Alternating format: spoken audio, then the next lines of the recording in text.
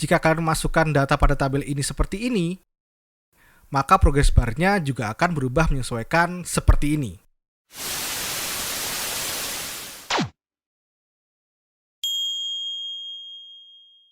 Assalamualaikum warahmatullahi wabarakatuh. Balik lagi Denny Hermawan, nemenin kalian semuanya di channel kesayangan kalian belajar Excel.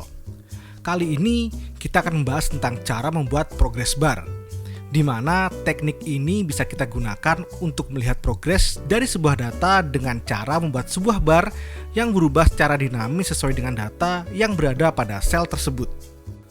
Sebelum memulai tutorialnya, ada baiknya kalian tekan tombol subscribe dan bunyikan loncengnya.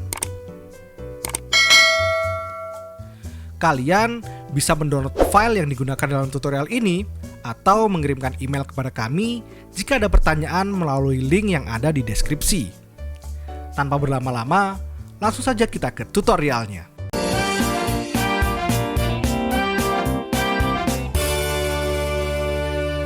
Di sini sudah disiapkan data nilai ujian dari SNMPTN Jarang Mandi. Kita akan menghitung jumlah siswa yang nilainya sudah diinput pada range B10 sampai dengan F27 dan menampilkannya pada range B5 sampai dengan F8. Untuk memulai, kita bisa mengisi keterangan pada kolom F dengan mengisikan sudah jika nilai pada kolom E sudah ada dan mengisikan belum jika sel pada kolom tersebut masih kosong. Kita arahkan kursor pada sel F11 lalu ketikkan sama dengan if buka kurung. Untuk logical test, kita isi dengan isBlank buka kurung. Untuk value, kita isikan sel E11 dan tutup kurung untuk mengakhiri fungsi isBlank. Fungsi isBlank ini akan melakukan pengecekan apakah pada sel E11 sel tersebut blank ataukah sudah berisi data. Fungsi ini akan memberikan nilai true jika sel yang kita masukkan sebagai value tidak berisi apapun atau blank, dan akan menghasilkan nilai false jika sel tersebut sudah berisi data. Titik koma, lalu untuk value if true kita isikan belum.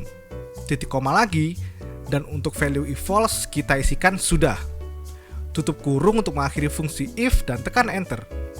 Maka akan didapatkan hasil sebagai berikut. Lakukan fill handle untuk mengisi sel yang ada di bawahnya.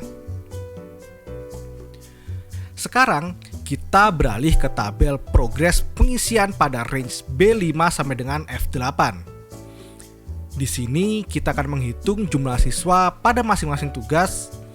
Untuk menghitungnya kita bisa menggunakan fungsi countif.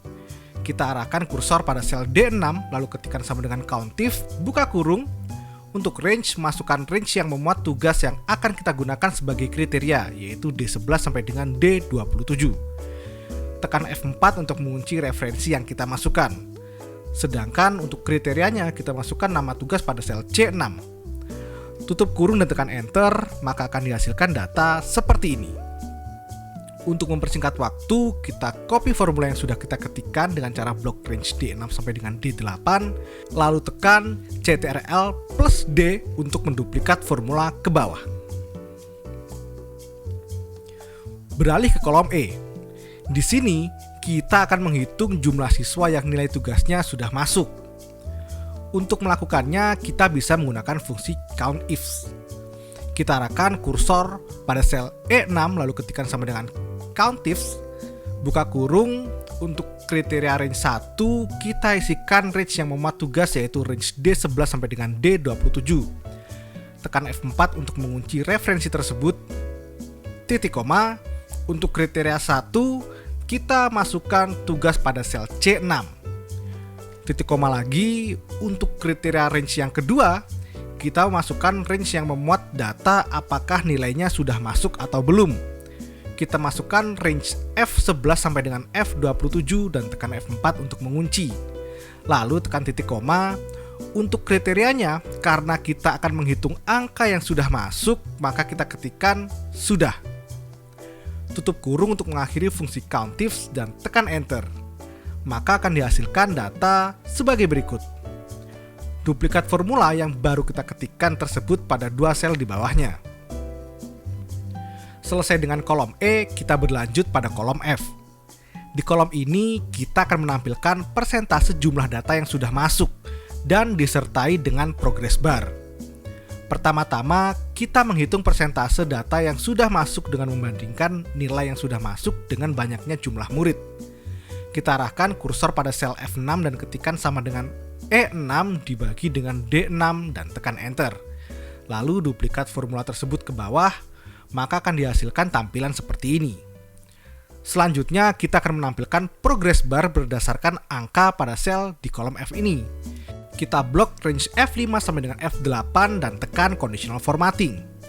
Arahkan pada data bars dan pilih more rules. Sehingga akan ditampilkan Windows baru berjudul New Formatting Rules seperti ini. Pada bagian edit the rule description, untuk minimum dan maksimum masing-masing kita ganti dengan number.